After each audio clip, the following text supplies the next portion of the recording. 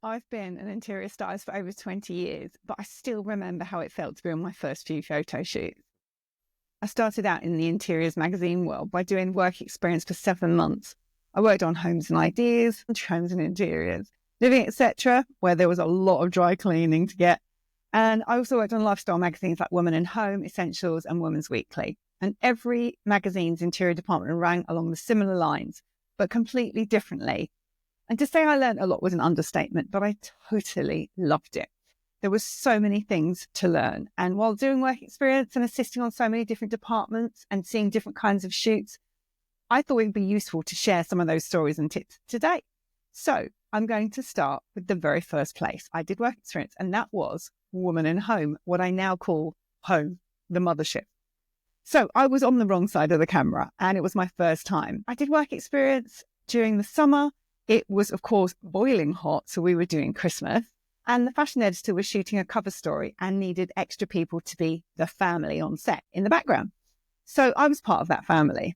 I didn't know where to stand. I didn't know what to do. I didn't know what to say. I just did what the photographer told me. And she told me to pretend to put a bauble on the Christmas tree and stand swaying so that I'd be in soft focus in the background. And I literally stood there, leaning backwards and forwards, putting the bauble on, taking the bauble off, putting the bauble on, taking the bauble off. I stood there swaying for some time. That was my first experience of a fashion shoot. The takeaway I got from this very first shoot is that there are a lot of people on photo shoots. There's a lot of people behind the scenes. There's the photographer, the assistant, the fashion stylist, the hair, the makeup. Sometimes hair and makeup are separate. The interior stylist setting up the background and the tree and the home in the back of the shot. There's the location owner, the studio manager, the couriers. It's so easy to make new contacts with there being so many people on set. So make sure you talk to everyone you can without getting in the way. The more people you know, the more opportunities you will have. And this is the case whether you're brand new to styling or have been doing it forever. Just talk to everyone.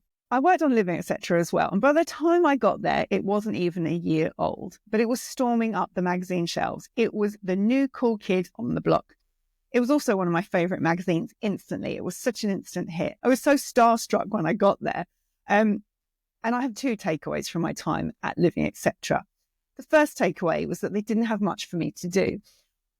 I was one of those whizzy people. I could do filing in no time. I could tidy a props cupboard and make it spick and span in a few hours.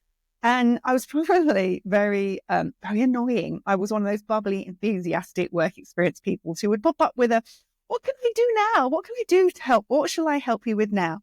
And I mean, later on, I would discover that it takes longer to explain to someone what you need them to do than it is to actually do it yourself. And it can be really hard work having work experience with you. So Portland, I apologise now. In an attempt to get me out of their hair, I was sent to my very first press launch in place of one of the stylists.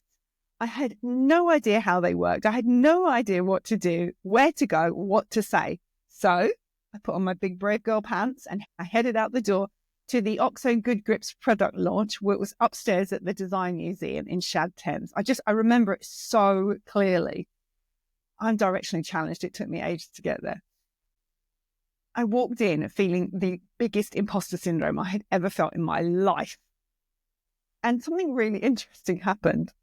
The PR said hello, asked if they could walk me around the show, show me the products, talk about all the designers' insights, and they made me feel like the most important person in the room. Even though I was just work experience, in my eyes, I wasn't very important, but in their eyes, she knew if she gave me all the information I needed to take back to the stylists and the writers, that information would get back to them and hopefully they would be featured in the magazine.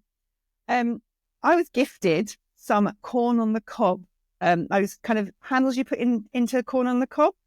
I still have them to this day. I mean, this is like 23, 24 years later, I still use them. So all those details they were sharing about it being really good quality products was so true. I think only one has died. So my takeaway is ignore the imposter syndrome. No one knows that you are nervous. No one can see that you're feeling inadequate or nervous or scared. They just see the potential to be featured. My second takeaway from Living, etc., is that it was the first shoot I helped on when I was on that magazine was a kitchen makeover with Portland Mitchell. And she used Dalsupal flooring, and it had like little, like Lego has the circles on the top. It had Lego sort of circles on the top bigger. And it was the coolest thing ever. I'd never seen rubber flooring. I was just so impressed. I was so living my element right there. So doing a shoot for Living Etc., or just being someone opening and emptying boxes was just so exciting. So part of this kitchen makeover, there was a edgy kind of glass-fronted cabinet, not like the vintage ones you see now. It was really boxy and modern and bold colours. And Portland asked me to stand and position my hand as if I was opening it while the photographer took a shot. Now, I have terrible hands. I bite my nail. Well, I bit my nails. I do my nails now. But I didn't have great nails. But that was my second appearance in a magazine. But it was the first time where I was credited in the gutter as the assistant. So it was the first time my name had ever appeared in a magazine, and I was ecstatic. I showed everyone I could possibly show. I was the assistant on this shoot.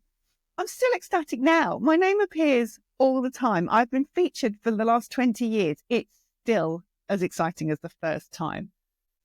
I then moved on to Essentials magazine, and on my very first day there, I was asked to be a reader, in inverted commas, a reader on the next reader fashion shoot. I was replacing someone who'd pulled out last minute, and I had to straddle a chair, Christine Keeler style, wearing the tightest faux suede trousers you have ever seen. I had a crop top on. Back then I was a size 10/12. I was only just kind of the sample size, so everything was really tight. But the shot looked great, and I learned a lot about how hair and makeup can make you look $1 million. And having a photographer take a professional picture in a professional setting, there's magic that happens there. When I was on another magazine, Homes and Ideas, I remember opening the door to the model who was going to be our cover star.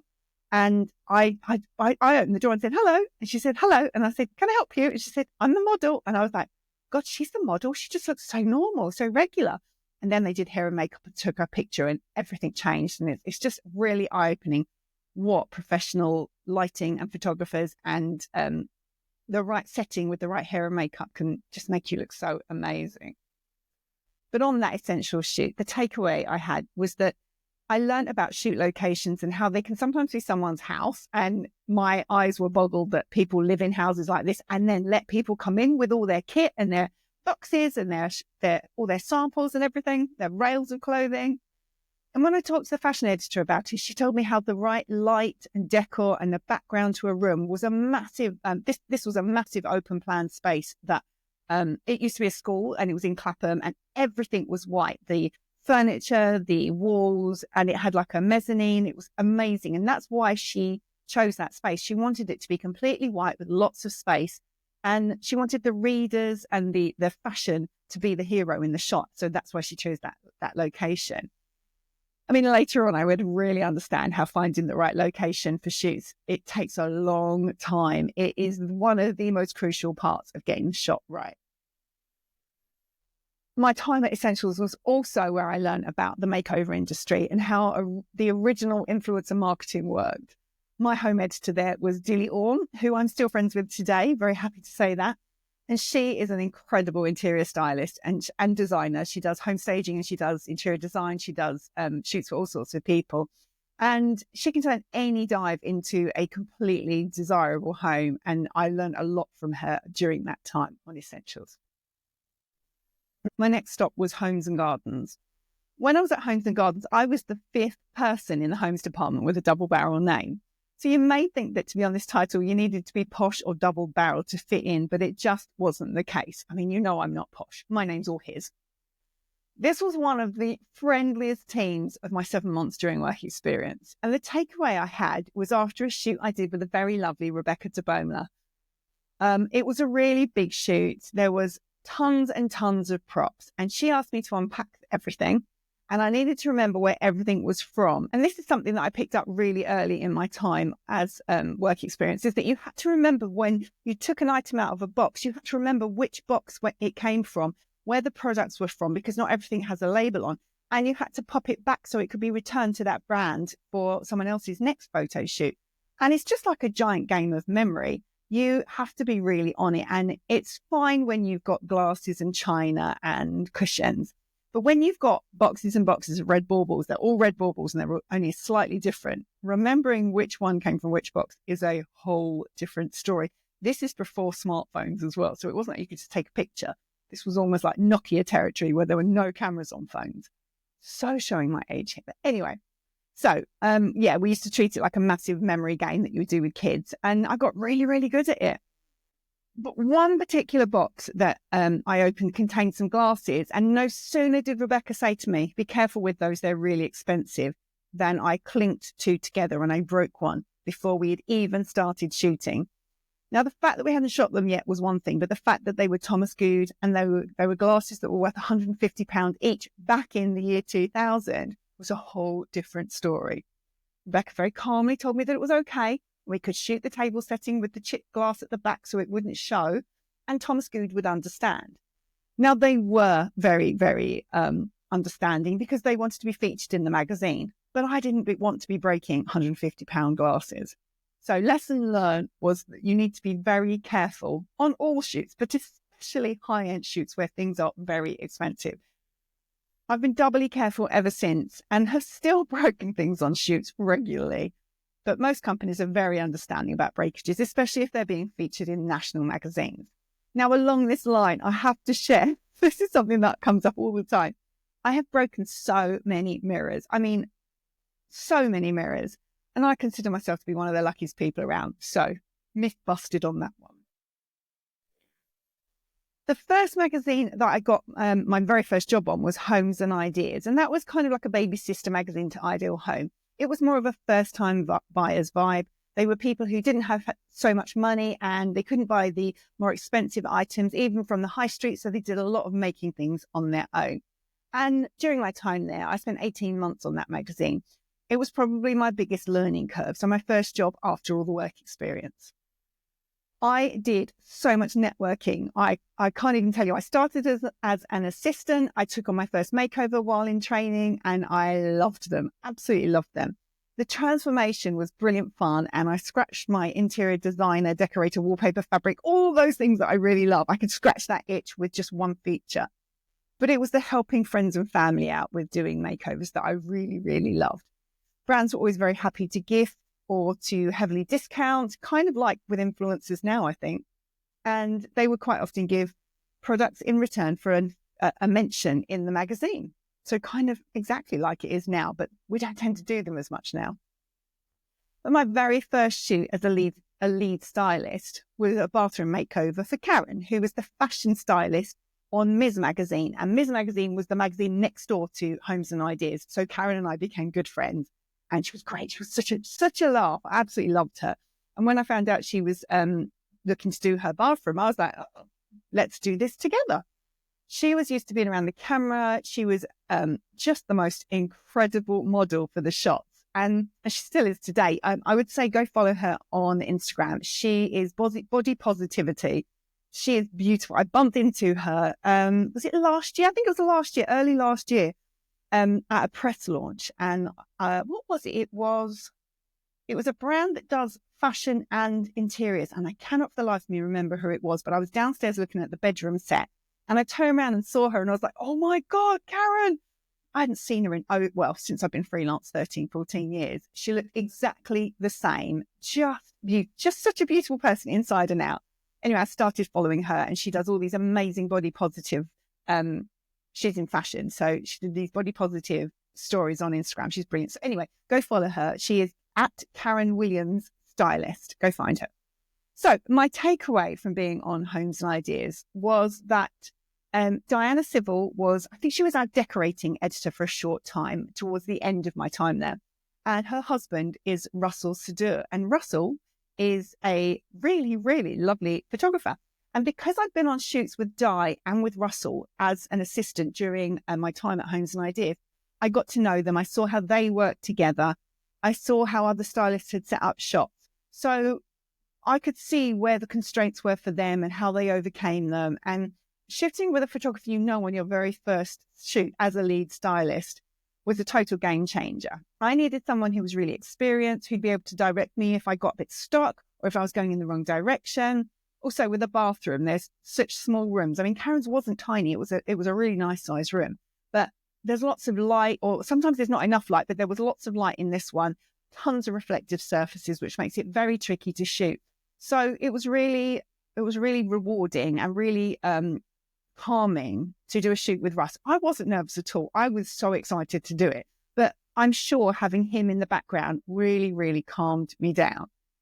Now I can be thrown into any shoot with any photographer and know how to direct them. I know how to say, no, I don't agree with what you're saying. Please, we can try your way, but let's do my way too. I know how to do it. And I know how to get the shots that the clients want. But back then, I didn't have that experience or the knowledge. So shooting with someone I knew was just a really good move on the editor's part. Another place I really enjoyed doing work experience was Family Circle. Now, Family Circle was a complete surprise to me. It was, not anymore, I'm afraid, it was a monthly magazine with a small homes department that also covered fashion and food and features, beauty, stories, so much content. There was just so much going on all the time. And I'll tell you why it was a surprise, because the team were fabulous. And it was considered to be a magazine. I'm not going to say frumpy, I'm going to say older ladies who are massively affluent. So I wasn't expecting it to be groundbreaking when I was working there. But I've said it before and I'll say it again. The people who work in homes department are so lovely. I'm sure it's because they're homemakers.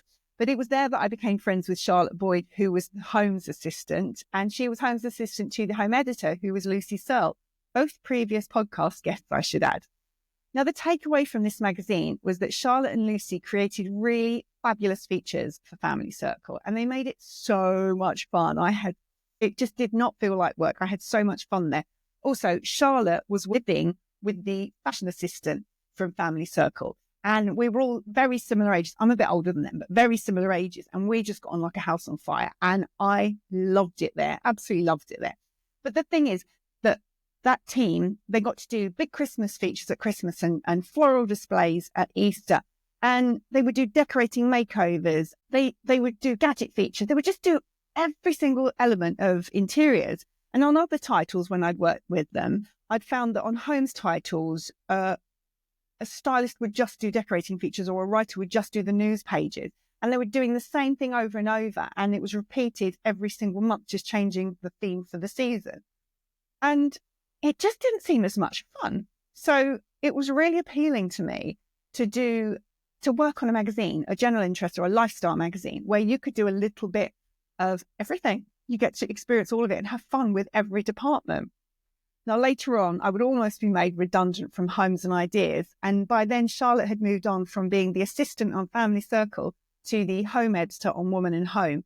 And because there was a recruitment freeze, unless you were taking from the pool of people who were about to be made redundant, she needed an extra pair of hands because she was doing meeting after meeting and there wasn't enough time to do the work and get the props in and do the shoots and the meetings and run the whole department. So they created a new position, which was Interior Stylist on Woman and Home. And that's where I got my job because I knew Charlotte. So Family Circle was the start of my networking without me even realizing it.